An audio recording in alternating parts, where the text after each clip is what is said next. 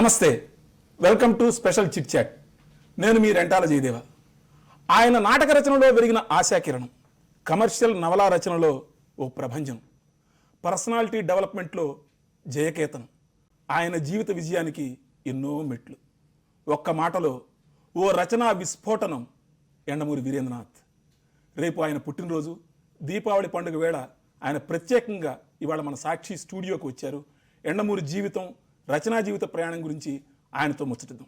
నమస్కారం యండమూరి గారు. నమస్తే అండి. నమస్తే నమస్తే సార్, ముందుగా మీకు ఒక్కరోజు ముందుగానే పుట్టినరోజు శుభాకాంక్షలు. Thank you.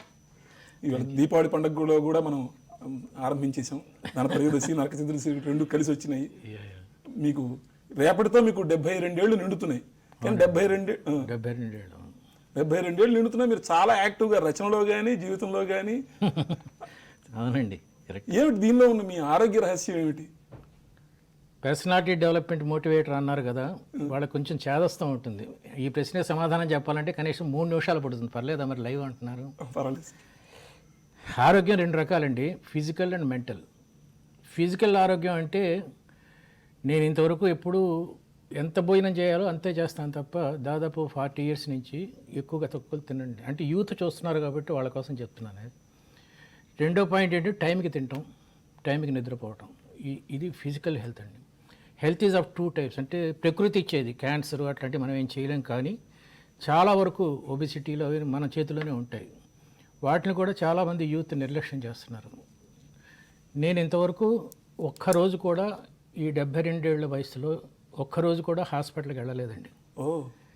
చాలా తక్కువ మంది ఉంటారు అలా హాస్పిటల్కి. అంటే మామూలు తలనొప్పికి డాక్టర్ దగ్గరికి వెళ్ళటం అవి కాదు, నేను హాస్పిటల్ ఉండటం సంగతి చెప్తున్నాను. 65 సంవత్సరాల తర్వాత బతికేవాళ్ళు 100కి 8 మంది ఉంటారండి ప్రపంచంలో, 65 ఇయర్స్ దాటిన తర్వాత. ఒక్కసారి కూడా హాస్పిటల్కి వెళ్ళిన వాళ్ళు 2-3 ఉంటారటండి. This is the statistics. So నేను యూత్కి చెప్పేది ఏంటంటే, యవ్వనంలో ఉన్నప్పుడు ఎంత తిన్నా హరాయించుకోవటం అవన్నీ తర్వాత 40 దాటిన తర్వాత మీద పడతాయండి. థైరాయిడ్ దగ్గర నుంచి వీటిని జాగ్రత్తగా ఉండాలి. This is physical health. Mental health అంటే 72 ఏళ్ళు నా వయసు, రూపాయి కూడా నేను అప్పు తీసుకోలేదండి లైఫ్లో ఎప్పుడు. ఏదైనా సరే కోరికలను పోస్ట్పోన్ చేసుకొని ఆ డబ్బు సమకూరిన తర్వాత ఆస్తులు సమకూర్చుకోవటమే తప్ప అప్పు తీసుకొని ఎంజాయ్ చేయడం నా ఫిలాసఫీ కొంతమందికి నచ్చకపోవచ్చు, కానీ నా అప్పు. అందుకని ఆర్థిక విధమైన ఏమీ లేవు. ఫస్ట్ చాలామంది పరువు హత్యలు, కులాలు ఇవి అవి అంటారండి. మా ఇల్లే ఒక భారతదేశం. నా మామగారు డాక్టర్ సంజీవ్ రెడ్డి, నా కోడలు అయ్యంగారు, తమిళ అయ్యంగారు, నా మరదలు చౌదరి, మా 3వ తమ్ముడి అల్లుడు ఆ కేసీఆర్, నా క్యాస్ట్ కూడా తెలియదు సంథింగ్, ఇంకొకడేమో గౌడ్. ఇలా రకరకాల మా ఫ్యామిలీలోనే ఉన్నారు. అసలు మేము కులాలకి ఎప్పుడు ప్రాధాన్యత. అలాగే ఒక కొడుకు పుట్టినప్పుడు నేను ఆఫ్ చేస్తే చాలామంది ఆడుకోవడానికి ఎవరు లేరా, వాడికి ఎవరు ఉంటారు అని చెప్పారు. నాకున్న ఆర్థిక వనరుల్లో నేను ఒక్కడిని పోషించడం ఆ రోజుల్లో కష్టం. ఇలాగా మానసికంగా, శారీరకంగా నువ్వు ఆరోగ్యంగా ఉంటే 70 ఏళ్ళు జీవించవచ్చండి. లేదంటే 60 ఏళ్ళు బతుకుతావు. బతకడానికి జీవించడానికి చాలా తేడా ఉందండి. బతకడం అంటే ఊపిరి పీల్చుకోవడం, జీవించడం అంటే హుషారుగా హ్యాపీగా ఉండటం, ఇది తేడా. నిజానికి అంటే మీరు చాలా రైట్ పాయింట్ లేవనెత్తారు. మరి ఈ కరోనా కాలంలో కూడా ఈ ఆరోగ్యాన్ని కాపాడుకోవడానికి అంటే ఎక్సెప్ట్ మెంటల్ హెల్త్ అనేది మన చేతిలో ఉంటుంది అనుకోండి, ఫిజికల్ హెల్త్ గురించి కూడా మీరు ఏమైనా జాగ్రత్తలు తీసుకోవడం అట్లాంటివి చేస్తుంటారు? నేను అసలు ఎప్పుడు ఇంట్లోంచి ఎక్కడ మీరు కూడా సినిమా ఫీల్డ్లో ఉన్నారు కాబట్టి ఎక్కడ పబ్లిక్ ఫంక్షన్స్లో చూడటం కానీ, I love my self, my rooms and మా నేచర్ని ప్రేమించడం, ఆ పక్షులు, చెట్లు, పక్షులు, చేపలు. నేను బయటికి పోనండి. I love to be alone. ఏకాంతం వేరు, ఒంటరితనం వేరని రాస్తూ ఉంటాను. ఐఎమ్ నాట్ ఒంటరి, ఐఎమ్ ఏకాంతాన్ని ప్రేమిస్తాను. తర్వాత అంత కలవాల్సిన అవసరం ఏముందండి ఈ కరోనా టైంలో. We are maintaining distance. ఎప్పుడు ఇది దాదాపు 6 months 8 months కదా అయింది. 8 monthsలో నేను maybe second time third time బయటికి రావటం. ఇట్లా మనం ఉండొచ్చండి. We can accommodate our selves to the. ఇప్పుడు అబ్బాయి అమ్మాయి గంటల తరపుడు కూర్చోరా ప్రేమించుకున్న తర్వాత? మరి నువ్వు ఎక్కువ ప్రేమించుకుంటున్నప్పుడు నీతో నువ్వు గంటల కొద్ది గడపలేవా? అది నా థియరీ. మనతో మనం ఎక్కువసేపు సీతారామ శాస్త్రి ఎక్కడో రాశాడు కదా, నిన్ను నువ్వు రమించుకుంటూ అని రాశాడు. అట్లాగా మనిషి తను ప్రేమించుకుంటూనే ఎంతసేపు గడపచ్చు. దీపావళి అనగానే నాకు చీకటి వెలుగుల సమ్మేళనం కాబట్టి మీరు కూడా చాలా మీ జీవితంలో కూడా చాలా చీకటి వెలుగులను చూసి ఒక చాలా చిన్న స్థాయి నుంచి మీరు ఈ స్థాయికి పైకి వచ్చారు. దాని గురించి ఏదైనా ఒక చాలా కాంప్లికేటెడ్ ప్రశ్న ఇది. చీకటి అంటే కష్టాల్లో ఉంటామా మీ ఉద్దేశం అదే? చిన్నప్పటి నుంచి ఒక చిన్న లోయర్ మిడిల్ క్లాస్ నుంచి మీరు పైకి రావడం చాలా కష్టపడ్డారు. వెలుగుకి 40 candles bulb, 80 candles, 100 candles bulb అంటాం కదండి. చీకటి ఎక్కడి నుంచి స్టార్ట్ అవుతుంది? 0 నుంచే మీ ఉద్దేశం? బల్బు లేకపోవడమే. బల్బు లేకపోతే చీకటికి -20, -40, -80 ఏం లేదే. ఉట్టి చీకటి ఇక్కడి నుంచి స్టార్ట్ అవుతుంది, తర్వాత కొంచెం పెరుగుతుంది. సో ఇది లేదు అనుకుంటే అసలు చీకటే లేదండి. చాలా కొంచెం కాంప్లికేటెడ్ ఫిలాసఫీ ఇది. చీకటి అంటే ఏం లేదండి, బాగా ఎక్కువ కడుపు నిండా తిండి లేని రోజుల్లో అదే జీవితం అనుకున్నాం. కారు కొనుక్కున్నప్పుడు ఇదే జీవితం అనుకున్నాం. మళ్ళీ పేదలకి డబ్బులు ఇస్తున్నప్పుడు అదే జీవితం అనుకున్నాం. ఎప్పుడైనా సరే వర్తమానాన్ని ఎంజాయ్ చేస్తూ ఉన్న మనిషికి చీకటి అంటూ ఉండదండి. It's happening, something happiness. కానీ ఒక రకంగా చెప్తే కనుక జీవితంలో కానీ సమాజంలో ఉన్న చీకటిని పోగొట్టడమే రచనలు చేయాల్సిన పని అని చెప్పేసి చాలామంది అంటూ ఉంటారు. ఇది ఇంకా కాంప్లికేటెడ్ ప్రశ్న. చాలామంది రచయితలు చీకటిని పోగొట్టడం తమ ధర్మం అనుకుని సమాజాన్ని ఉద్ధరించడం అంటారండి. అక్కడ నేను కొంచెం డిఫర్ అవుతాను. నా రచనలని మనిషిని ఉద్ధరించేవే తప్ప సమాజాన్ని ఉద్ధరించేవి ఏం రాయలేదు నేను. మనుషులు కలిస్తేనే కదా సమాజం. అది చాలామంది అనండి, సమాజం మారాలి అని రాస్తారు కొంతమంది.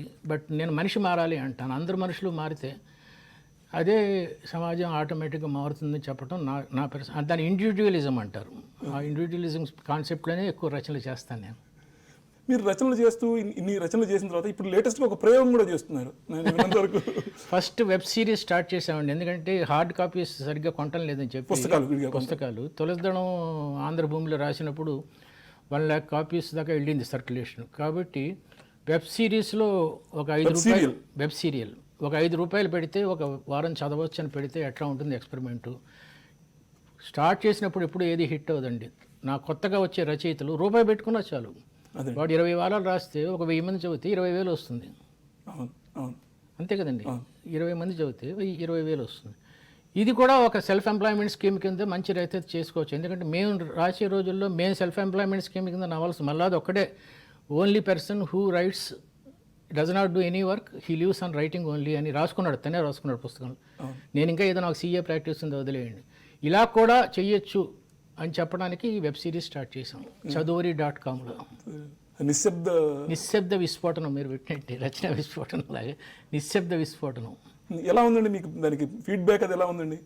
పర్లేదు. It's a beginning. ఓకే. మేమే డబ్బుల కోసం చేయలేదు, ఎందుకంటే వచ్చిన డబ్బులన్నీ నేను ఇచ్చేస్తున్నాను అందరికీ, చారిటీ ఇచ్చేస్తున్నాను. కాబట్టి డబ్బుల కోసం కాదు, ఒక ఎక్స్పెరిమెంట్ చేసి కొత్త రచయితలకు చెప్పాలని నా ఉద్దేశం. కానీ ఈ మధ్య మీరు ఇందాక చెప్పినట్టుగానే ఇప్పుడు ప్రస్తావించినట్టుగానే చారిటీ కూడా మీరు చాలా ఎక్కువ చేయడం మొదలుపెట్టినట్టున్నారు. కరోనా కాలంలో చాలా మందికి రైల్వే స్టేషన్లో చేశారు. కాలం ఈ మధ్య కొంచెం స్వాత్కోర్షాను పబ్లిక్కి 10 మందికి చెప్పుకోవాలనే ఫీలింగ్ ఉంది. కానీ దాదాపు 15-20 ఇయర్స్ నుంచి అప్పుడున్న ఇన్కంలో 10%, ఇప్పుడున్న ఇన్కంలో 10% అయ్యేసరికి కొంచెం పెద్దదైంది. 10% చారిటీ ముందు నుంచి ఉంది, చెప్పలేదు. మళ్ళీ అది ఒకటి చాలా చెప్పడండి, చాలా గుప్తదానాలు చేస్తాడు, చెప్పరు చాలామంది. ఇతను ఎవరు, మన అశ్విని దత్ అల్లుడు మహానటి సినిమా తీసేది అతను చాలా బాగా చేస్తాడు. కానీ చెప్పరు, వీళ్ళెవరు బయటకు చెప్పరు. నేను మేలా అంటే వాళ్ళు కొంచెం చెప్పుకుంటాం. బట్టి లేదంటే బహుశా సోషల్ మీడియా వచ్చిన తర్వాత తెలుస్తుంది అంటారా కొంత? అంటే నాకు కొంచెం గిల్టీగా ఉంది చెప్పుకోవటం. కానీ ఎవరో అన్నారు, నువ్వు చెప్తే నేను చూసి, ఇప్పుడు మనం ఇద్దరు గురించి మాట్లాడుకున్నాం చూసా కదా, ఇలా ఇంతమంది చేస్తున్నారా అని చెప్పేవాళ్ళు ఉంటారేమో అని చెప్పి నేను మొదలు పెట్టాను అన్నమాట. మీరు ఇప్పుడే మల్లాది వెంకటేశ్వరమూర్తి గారి పేరు కూడా ఈరోజు బర్త్డే అవుతుంది. Today is his birthday. అంటే మీరు రేపు ఆయన ఒక రోజు చిన్న, ఒక సంవత్సరం ఒక రోజు చిన్న. ఓహో, మీరు 1948, అతను 49. ఓకే. సో ఈ టీవీ ముఖంగా, సాక్షి ముఖంగా ఆయనకి ఏమన్నా జన్మదిన శుభాకాంక్షలు మీరు చెప్తే? ఒక రోజు చిన్న కాదు, ఒక రోజు పెద్ద. ఒక సంవత్సరం చిన్న, ఒక రోజు పెద్ద, అంతేగా? కాదు, ఒక సంవత్సరం కూడా ఒక రోజు పెద్ద, అంతే. కరెక్ట్. వయసు పెరిగి కొద్ది లెక్కలు కొంచెం మారుతాయి. సీఏ చదివిన వాళ్ళకి కూడా లెక్కలు కొంచెం. మీరు టీవీ ముఖంగా ఆయనకి జన్మదిన శుభాకాంక్షలు చెప్తే? ఇప్పుడే ఫోన్ చేసి మాట్లాడాను. Wish all the best. మళ్ళీ అది we are close friends since past years.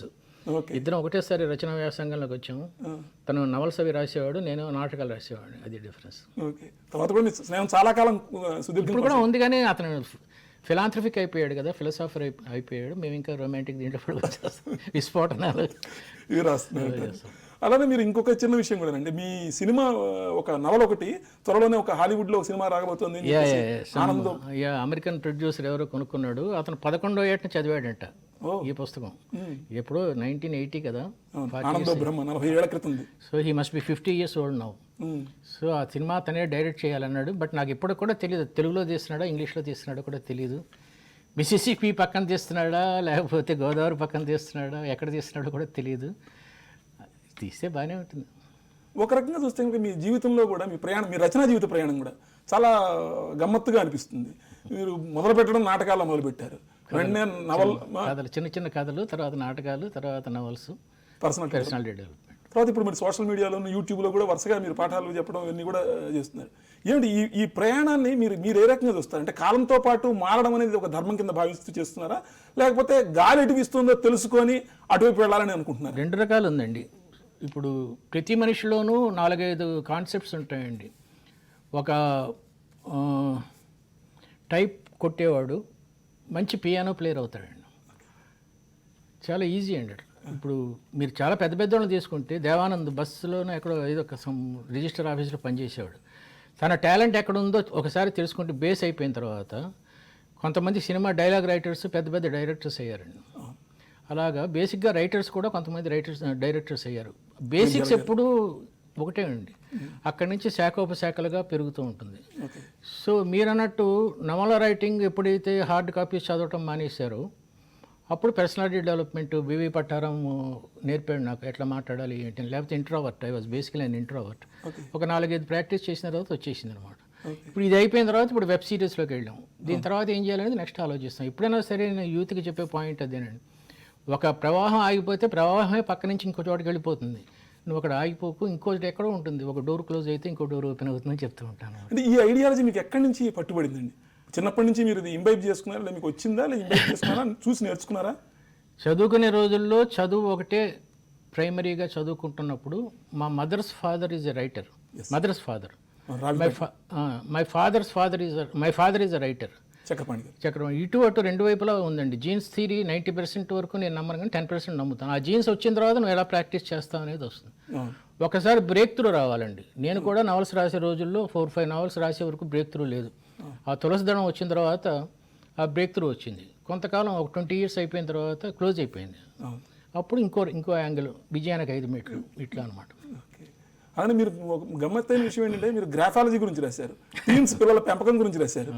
ఇలా రకరకాల విషయాలు ఇది కూడా అంటే దాని వైపు ఎలా వెళ్ళగలిగారు? పర్సనాలిటీ డెవలప్మెంట్ అంటే సరే ఒక పద్ధతి, ఏ పని చేస్తే ఆ పని మనసు పెట్టి లోతుగా అన్వేషిస్తూ మొదలు పెడితే ఏ పనైనా చేయొచ్చు అని చెప్పడం నా ఉద్దేశం. ఒకసారి ఒక రొమాంటిక్ నవల వెన్నెల్లో ఆడపిల్ల రాసిన వాడికి గ్రాఫాలజీ రాయదలుచుకున్నప్పుడు ఇంకా ఆ లైన్లో వెళ్తున్నప్పుడు అది రాస్తామండి. ఇంకోటి రాయాల్సినప్పుడు ఏ సబ్జెక్ట్ చేస్తే మీరు జర్నలిస్టే కదా, జర్నలిజంలో అదే నువ్వు ఇందులోకి వెళ్తే అందులోకి చేస్తే అదేం పెద్ద కష్టం కాదు. ఇదంతా నేను యూత్కి ఉద్దేశించి చెప్తున్నానండి. Don't get depressed by failures. కానీ అదే సమయంలో మిమ్మల్ని చూసి కొంతమంది ఆ మాట మీ దాకా కూడా వచ్చి ఉంటుంది. అంటే అంబటిపూడి పుస్తకాలలాగా ఈ పుస్తకాలు కూడా రాయడం ఒక క్రియేటివ్ రైటర్ అనే మాట. ఏ పుస్తకాలు కూడా అంటే గ్రాఫాలజీ కావచ్చు, పిల్లల పెంపకం గురించి కావచ్చు, లేకపోతే ఏదో పర్సనాలిటీ డెవలప్మెంట్ అంటే ఒక క్రియేటివ్ రైటర్ అయి ఉండి ఇటువంటివి రాయడం ఏంటి అనే మాట. ఈ ప్రపంచంలో విమర్శకులకి ఎక్కడ సమాధులు లేవండి, క్రియేటివ్ పీపుల్కే సమాధులు ఉన్నాయి. నా డైలాగ్ అది షేక్స్పియర్ డైలాగ్. వాళ్ళు ఏదో ఒకటి మాట్లాడాలి కాబట్టి మాట్లాడతారు, కానీ అంబటిపూడి తక్కువ రైటర్ ఏం కాదండి. Is a great writer. Graphology గురించి ఎలా తెలుస్తుంది నేను రాయకపోతే జనాలకి? మీరు ఇప్పుడు గ్రాఫాలజీ అని చెప్పారు, నేను రాయబట్టే కదా. గ్రాఫాలజీకను పిల్లల పెంపకానికి సంబంధం ఏమిటి? పిల్లల పెంపకం అనేది ఒక సైన్స్, ఫిలాసఫీ. గ్రాఫాలజీ అనేది ఒక ఏమంటారు, నీ చేతి వ్రాత బట్టి నీ మనస్తత్వం చెప్పడం, అది వేరు ఇది వేరు. క్రియేటివ్ రైటర్ ఏంటండి నాకు అర్థం కాలేదు. ఎవరి రైటర్ ఇస్ ఎ క్రియేటివ్. మీరు ఇప్పుడు క్రియేట్ చేసి క్వశ్చన్స్ అడగటంలో ఎవరే క్రియేటర్? ఆ కెమెరామెన్ ఫోకస్ సరిగ్గా ఉందో లేదో చేసుకుంటున్నాడు, he is a creative man. Everything is creativity. అంటే సృజనాత్మక రచనకి ఇట్లాంటి ఒక పాపులిస్టిక్ రచనకి మధ్యలో ఉండే ఏదన్నా ఒక తేడా వస్తుందా? చాలా తప్పు ప్రశ్న అండి. సృజనాత్మకత అంటేనే పాపులారిటీ లేనివాడు. ఇప్పుడు నేను తులసిదళం రాసిన తర్వాత బోల్డ్ మంది రాశారు సాహిత్యం, అలాంటి సాహిత్యం. అందరూ పాపులర్ ఎందుకు అవ్వలేదంటే దాంట్లో సెంటిమెంట్ ఉంది, కామెడీ ఉంది, చాలా మిక్స్ చేయాలి. దాన్నే సృజనాత్మకత అంటారు. సృజనాత్మకత లేకుండా పాపులర్ అయిన రైటర్ ఒక్కడు చెప్పండి ఎవరైనా సరే, ఒకళ్ళని చెప్పండి ఎవరైనా. వేణుమూరి గారు, అంటే మీరు ఇందాక అన్నారు అంటే ఏదైనా కూడా క్రియేటివిటీ లేకుండా పాపులర్ అవడం అనేది కష్టం అని చెప్పేసి. కానీ ఒక రకమైన రచనలు చేస్తూ ఉన్నప్పుడు, ఒక నవల రచన కావచ్చు, నాటక రచన కావచ్చు, ఇవన్నీ చేస్తూ వచ్చిన తర్వాత ఈవెన్ మన వ్యక్తిత్వ వికాసం పుస్తకాలైనా కూడా రాయడం ఒక దశకు వచ్చిన తర్వాత కొంచెం బోర్ అనిపించదా? అనిపిస్తుంది, షూర్గా. చాలా మంచి ప్రశ్న అనిపిస్తుంది. అందుకే మానేశాను కదా. ఇప్పుడు నేనే వ్యక్తిత్వం రాయట్లేదు, 3-4 రాశాను అంతే. ఓకే. దాని తర్వాత ఇంకేం రాస్తాం, మనిషి ఎలా బతకాలో రాసేసాను, అయిపోయింది. ఇంకెవరన్నా ఇంకో కుర్రోడు ఎవరైనా రాస్తే ఇంకో రకంగా రాయగలను తప్ప, ఓకే. విజయానికి 5 మెట్లు 6 మెట్లు పిల్లల పెంపకం ఎట్లాగా లోయ నుంచి శిఖరానికి అయిపోయిన తర్వాత ఇంకా రాయడానికి ఏం లేదండి. ఇడ్లీ వడ ఆకాశం, ఇడ్లీ కూడా ఆకేసి కామత్ గురించి అలాగే ఇది కూడా రాశాను కదా, నేనే నా ఆయుధం అని చెప్పి. సూపర్ బజార్ మాది రైల్వే బస్ స్టాండ్లో సులభ కాంప్లెక్స్లో స్నానం చేస్తూ ఒక 4-5 కోట్లు సంపాదించిన మేధా చిరంజీవి గురించి కూడా రాశాను. అంటే ఇప్పుడు ఈ బోర్ కొట్టినప్పుడు, అంటే మీకు బోర్ కొట్టినప్పుడు, రచనలో మీకు బోర్ కొట్టినప్పుడు కొత్త దారి వెతుక్కోవడానికి మీరు ఎటువంటి ఎక్కడి నుంచి ఇన్స్పైర్ అవుతారు? మీరు చెప్పేది మ్యాక్రో మైక్రో అని 2 రకాలు అనుకుంటే, రాస్తూ మధ్యలో 1 గంట రాసిన తర్వాత బోరు కొట్టడం మీరు చెప్పే బోరు, ఒక నవల రాసిన తర్వాత బోరు కొట్టడం ఇంకో రకం బోరు. మీరు చెప్పేది అదే ఉంటుంది. నా ఉద్దేశం అంటే ఒకే రకమైన రచన రాసిన తర్వాత ఒకే రకమైన రచనలు ఎప్పుడు రాయలేదండి. ఒక రచన రాసిన తర్వాత ఒక నవల రాస్తాను, నవల రాసిన తర్వాత మళ్ళీ పర్సనాలిటీ డెవలప్మెంట్ రాస్తాను. ఇది మ్యాక్రో లెవెల్లో. మైక్రో లెవెల్లో ఉంటే ఒక అరగంట రాసిన తర్వాత పక్షుల దగ్గరికి వెళ్ళటం, లేకపోతే కాఫీ తాగటం. మార్నింగ్ 6:30-7 కూర్చుంటే మళ్ళీ 1 గంట వరకు లేవనండి అసలు. మళ్ళీ 3 o'clock ఎప్పుడు కూర్చుంటే మళ్ళీ 7 o'clock 8 o'clock వరకు అక్కడ అలా కూర్చుంటాం. ఆ రూమ్లోనే మ్యాప్ చూసుకుంటాం. ఈ మ్యాప్ చూడటం అనేది పిల్లలకి చెప్తున్నాను, చాలా రిలాక్సింగ్గా ఉంటుంది. మ్యాప్ చూడటం, శ్రీలంక ఇక్కడ ఉంటే జపాన్ ఇక్కడ ఉంటుంది, జపాన్ ఇక్కడ ఉంటే వెస్టిండీస్ ఇక్కడ ఉంటుంది, వెస్టిండీస్ ఇక్కడ ఉంటే సౌత్ ఆఫ్రికా అక్కడ ఉంటుంది. ఈ మ్యాప్లు చూడటం చాలా రిలాక్సేషను. ప్లస్ ఈ ఫిషెస్కి ఫీడ్ చేయడం, చెట్లకు నీళ్లు పోయటం, ఇవన్నీ బాగా రిలాక్సేషన్ ఇస్తాయండి. Then you did not go out. ఇది మైక్రో లెవెల్లో చెప్తాం. మ్యాక్రో లెవెల్లో అంటే ఇలాంటి ఇంటర్వ్యూస్ ఎప్పుడన్నా రావటం, సరదాగా ఏదైనా చేయడం, ఫ్రెండ్స్తో కలవటం. వారానికి ఒకసారి ఫ్రెండ్స్తో కలుస్తానండి. ఓకే. ఇప్పటికి వారానికి ఒక 3 hours 4 hours ఫ్రెండ్స్తో ఉంటాం. ఎంటర్టైన్మెంట్. మిగతా 6 days అసలు I never meet and I never chat also on phones. ఇవన్నీ కొన్ని మంచి గుణాలు ఉన్నాయి. సో ఒక ప్రొఫెషనల్ రైటర్ కావాలంటే మీరు రాశారు కూడా, పాపులర్ రచనలు చేయడం ఎలా అనేది మీ పుస్తకం కూడా చాలా పాపులర్. ముందు మీరు బాగా చదివారు నన్ను, థ్యాంక్ యూ వెరీ మచ్. చెప్పండి. అలా ఒక ఎవరన్నా రైటర్ కింద కావాలనుకుంటే వాళ్ళకి మీరు ఇచ్చే సలహా ఏంటి? ఫస్ట్ అబ్జర్వేషన్ ఉండాలండి రైటర్కి. తను ఏం రాయదలుచుకున్నాడు, వైఫ్ అండ్ హస్బెండ్ గురించి రాయదలుచుకుంటే ఆ అబ్జర్వేషను, సమాజం గురించి రాయదలుచుకుంటే సమాజం. నేను చీరల్లో దొంగ మగుడు అనే సినిమా వచ్చింది, నల్లంచు తెల్ల. అది రాయాల్సి వచ్చినప్పుడు కోటి వెళ్ళి ఎలాంటి చీరలు కొంటారు, ఎవరు కొంటారంటే మేము కూడా సజెషన్స్ ఇస్తామండి. లావుగా ఉన్నవాళ్ళు అడ్డ చీరలు కట్టకూడదు, నిలువుగా ఉన్నవాళ్ళు పొడుగ్గా ఉన్నవాళ్ళు నిలువు చీరలు కట్టకూడదు. ఎంత మంచి పాయింట్ అండి ఇది. వచ్చాను ఇదంతా ఇలాగ అబ్జర్వేషను ప్లస్ శైలీ శిల్పం. అతను అక్కడికి వెళ్ళాడు, అతను వెళ్ళాడు అక్కడికి వెళ్ళాడు, అతను వెళ్ళాడు అక్కడికి. ఈ 4 ఏది బెటర్ అనేది రైటర్కి తెలిసి ఉండాలి. ఇక్కడి నుంచి స్టార్ట్ అవుతాను. అంతర్లీనంగా నజబజ జజరా ఎరానా బరానా బబరవా యమాత రాజబానస ఇవన్నీ తెలిసి ఉంటే ఆ పోతనలాగా, ఆపురి బాయకుండు ఎలసని పెద్దనలాగా, లేకపోతే లావుకింత లేదు ధైర్యం, అలాంటి శైలి శిల్పం అన్నీ ఆటోమేటిక్గా నేర్చుకుంటూ ఉండాలి. అది నిరంతరం మదన అండి. కొంచెం చదవాలి, అబ్జర్వేషన్ ఉండాలి. కానీ ఇవాళ శైలి శిల్పానికి ఉన్న ప్రాధాన్యము వస్తువుకి తగ్గిపోయిందేమో అనే ఒక మాట కూడా ఉందండి. అది చివరికి వార్తా కథనాలు రాయడం దగ్గర నుంచి చివరి నవళ్ళు రాయడం వరకు కూడా. నవళ్ళు రాయటంలో ఆధునిక నవల్స్ గురించి నాకు పెద్ద ఎక్కువ తెలియదండి. ఇక్కడ చదవట్లేదు, ఎవరైనా పుస్తకాలు పంపిస్తే చదువుతాను. కానీ ఇప్పుడు ఫస్ట్ హార్డ్ కాపీస్ తగ్గిపోయిన తర్వాత ముందు అసలు నవలు రాసేవాళ్ళు బతుకుంటే తర్వాత మంచి నవల్స్ అవి వస్తాయి. కాబట్టి ముందు వాళ్ళని అంత కష్టం ఇదేని బెదిరించకుండా ముందు రాయటం మొదలు పెడదాం, పట్టినొద్దాం. అది మీరు 1977 ఐ థింక్ ఋషితో మొదలు పెట్టారా నవల? ఫస్ట్ స్టోరీ 68 అండి, when I was 20 years old. Okay. Stories దాదాపు 3 సంవత్సరాలు రాసిన తర్వాత 71. ఓకే. ఏది నాటకాలు, మనుషులు వస్తున్నారు జాగ్రత్త, రుద్రనేత్ర, కుక్క అని చెప్పి ఒక నాటకం తెలంగాణలో రాసిన కుక్క, ఇవన్నీ రాసిన తర్వాత స్లోలీ ఐ షిఫ్టెడ్. 77 మీరు అన్నట్టు ఋషి స్వాతిలో పడింది. అది మొట్టమొదటి. అంటే దాదాపుగా ఇప్పటికి 43 ఏళ్లలో ఎన్ని నవలు రాసి? 43 ఏళ్లలో నవల్లో ఒక 50 రాసి ఉంటాను, మిగతా పుస్తకాలు ఒక 10 రాసి ఉంటాను, నాటికలు ఒక 7 రాసి ఉంటాను. ఓకే. మీకు నాటకానికి కూడా ఒక సాహిత్య అకాడమీ, స్టేట్ సాహిత్య అకాడమీ, రాష్ట్ర సాహిత్య అకాడమీ. ఎందుకంటే మీరు ఆ రంగంలో మీరు కృషి చేయకపోవడం అంటే, ఏ రంగంలో? నాటక రంగంలో దేశరాజ్ హనుమంతరావు గారు దాదాపు 10,000 పెర్ఫార్మెన్స్ ఇచ్చి ఉంటానండి. 10,000 పెర్ఫార్మెన్స్ ఇచ్చాం మేము ఆంధ్రదేశ్ ప్రజానాట్య మండలిలో తిరిగాం, స్ట్రీట్ ప్లేస్ వేసాం. అవి పైకి రాలేదు, అప్పుడు లేవు కదా సోషల్ మీడియా, అవి లేవు కదా, పైకి రాలేదు. చాలా చేశానండి. 10 years చేశాం కానీ చాలా కోల్పోయాం కూడా ఫైనాన్షియల్గా. లేకపోతే రాబడే ఉండదండి. 5 o'clock అయిపోయిన తర్వాత ఆఫీస్ వెంటనే రిహార్సల్స్ రాత్రి 11:30, 12కి వెళ్ళి మళ్ళీ 9:30కి ఆఫీస్కి వెళ్ళాలి. పొద్దున 5 o'clock నవల రాసే టైంలో పొద్దున 5 o'clock లేచి 9 o'clock నవల రాసి 9 o'clock వెళ్ళి 5 o'clock షూటింగ్ రిహార్సల్స్ చేసుకొని 11 o'clock వెళ్ళి అదొక ఇంకా అలా అయిపోయింది. 2-3 years. అది కొంచెం కష్టమైన కాదు కానీ కొంచెం క్లిష్టమైన పీరియడ్, పెళ్ళైన కొత్త అని. మీరు టైం మేనేజ్మెంట్ గురించి మీరు చెప్పిన విషయంలోనే ఈ టైం మేనేజ్మెంట్ ఎలా చేయాలంటారు? ఇది కూడా ఇవాళ చాలా మందికి ఎదురవుతున్న ఇబ్బంది. టైం మేనేజ్మెంట్ అంటే మళ్ళీ చేదస్తం స్టార్ట్ అవుతుందండి. ప్రతి మనిషికి 4 రకాల పనులు ఉంటాయి. అవసరమైనవి, వెంటనే చేయాల్సినవి. ఇప్పుడు ఇక్కడ 5 o'clock రావమన్నారు. 5 o'clock అంటే 4:40 కంపల్సరీ ఇక్కడ రావాలి. చాలా ముఖ్యమైనది, అవసరమైంది కూడా. అలా కాకుండా అవసరం లేనివి అయినా కూడా ఇమీడియట్గా వెళ్ళాలి. మీ ఫ్రెండ్ పెళ్ళికి వెళ్ళాలంటే వెళ్ళకపోయినా పెద్ద కొంప మునగదు, కానీ వెళ్ళాలంటే మాత్రం టైంకి వెళ్ళాలి. అది అవసరం లేనిది కానీ టైంకి చేయాల్సింది. అలా కాకుండా తప్పకుండా చేయాలి కానీ ఇప్పుడే చేయక్కర్లేదు, 3వ రకం. అంటే ఎల్లుండి పరీక్ష అయితే ఈరోజు చదవటం లాంటిది. అలా కాకుండా అవసరం లేనిది, ముఖ్యమైనది కూడా కాదు, టీవీ సీరియల్స్ చూడటం, ఇవి అవన్నీ. చాలామంది 4వ దానికి ఎక్కువ ఇంపార్టెన్స్ ఇస్తారండి, 3వ దానికి ఇవ్వాలి. అంటే ఎల్లుండి చేయాల్సిన పని ఈరోజే చేసేస్తే ఆ గడి ఖాళీగా ఉంచుకుంటే ఆ గడి ఇంకా వాడికి ఏం ఒత్తిడి ఉండదు. ఎందుకంటే రేపు చేయాల్సిన పనులు, రేపు కట్టాల్సిన కరెంటు బిల్లు ఇవాళే కట్టేసాం అనుకోండి, ప్రశాంతంగా ఉంటుంది. నా మానసిక ఆరోగ్యానికి ఇది కూడా ఒక కారణం. నా ఫ్రెండ్స్కి కూడా తెలుసు. ఇప్పుడు నేను 5:15కి వాళ్ళు ఎవరో వస్తామని కేక్ పట్టుకొని అంటే నేను చెప్పాను 5 minutes ఆలస్యం అవుతుంది. This is respecting others time. ఇప్పుడే పెట్టా మెసేజ్, 5 minutes ఆలస్యం అవుతుంది. మీరు టైం మేనేజ్మెంట్ ఇవన్నీ ఇంత క్యాలిక్యులేటెడ్గా ఉంటారు. కానీ ఒకప్పుడు మీరు కూడా ఒక కమ్యూనిజము లేకపోతే ఇది ఇందాక చెప్పినట్టుగా ప్రజానాట్య మండలి వైపు వాటిన్నిటి వైపు వెళ్ళి తిరిగారు. 25, 28, 30 years తర్వాత మీకు వాటి నుంచి విడిపడి బయటకు వచ్చేసారంటారా? అందరూ, నేనే రష్యా వచ్చేసి, చైనా వచ్చేసింది, అందరూ వచ్చారు. కానీ గమ్మత్తైన విషయం ఏంటంటే మీరు ఎప్పుడు కూడా రసంలో కానీ, అభ్యుదయ రచయితల సంఘంలో కానీ, విప్లవ రచయితల సంఘంలో కానీ, వీటిలో ఏ రచయితల సంఘంలోనూ మీరు సభ్యులుగా కనిపించరు. ఎందుకంటే అది కూడా మీరు కాన్షియస్గా తీసుకున్న ఇండివిజువలిజం అండి. ఓకే, ఇండివిజువలిజం చెప్పాను కదా ఫస్ట్ టైం. అదే సమయంలో మీ తరానికి ఉన్నటువంటి ఒక గొప్ప విషయం ఏంటంటే మీరు ఇందాక ప్రస్తావించారు తెలంగాణ ప్రాంతం గురించి, వీటి గురించి. మీ తులసీదళం మల్లాది గారే మొన్న రాసిన ఒక పుస్తకంలో ఆయన గోల్డెన్ జూబ్లీ ఇయర్కి సందర్భంగా రాశారనమాట. తెలంగాణలో చదువుల సంఖ్య పెంచిన ఒక రచయిత ఎవరు ఉన్నారు అంటే తులసీదళం ద్వారా యండమూరి వీరేంద్రనాథ్ గారు. ఆయన స్పష్టంగా రాశారు.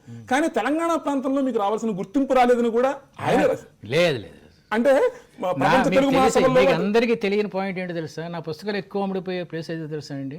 కరీంనగర్ అండి. Okay. From last 30 years Karimnagar is my highest sale point of books. Okay. అంటే ఆయన అంటున్నది ఏంటంటే, ఆయన రాసిన మాట ఏంటంటే దానిలో మీకు ప్రపంచ తెలుగు మహాసభల్లో కానీ ఇలాంటి రచయితకి ఒక గౌరవం ఇవ్వాలి కూడా కదా ఈ ప్రాంతంలో జరుగుతున్నటువంటి ఒక మహాసభల్లో అని చెప్పేసి ఆయన మీకు ఎప్పుడైనా దాని మీద ఒక, అంటే ఈ ప్రాంతము ఈ గౌరవమే కాదు, ఏదైనా గౌరవాల విషయంలో మీకు ఒక లోటు అనిపిస్తూ ఉంటుందా?